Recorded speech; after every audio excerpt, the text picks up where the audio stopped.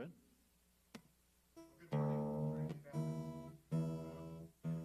I'm glad to be here with my clicker up here. Let me make sure this works before we get any further into it.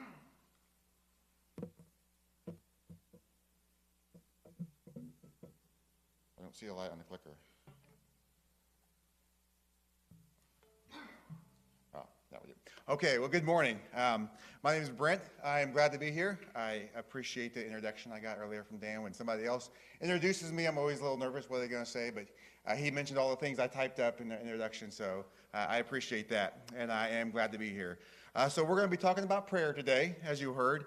We are going to be talking about what I've titled The God Who Hears. And I think we need to understand that our God is a God who hears our prayers. We're going to be looking at different sections of the Bible that speak of this and that show us examples of how God responds to our prayer. We're going to be starting in Luke chapter 11 and then kind of bouncing around through other parts of the Bible as well. I know you've already stood for the reading of God's Word, but if you wouldn't mind, could you stand for the initial reading of our section in Luke?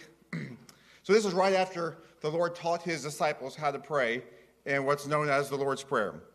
So starting in Luke chapter 5, I'm reading for the New King James, pretty similar to your translation, if you have a Pew Bible.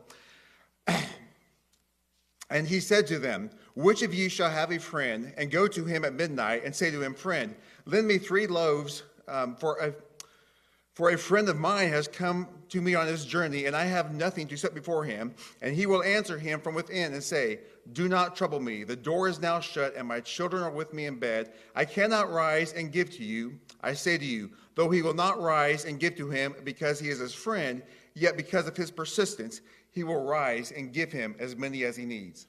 So I say to you, ask, and it will be given to you. Seek, and you will find. Knock, and it will be open to you. For everyone who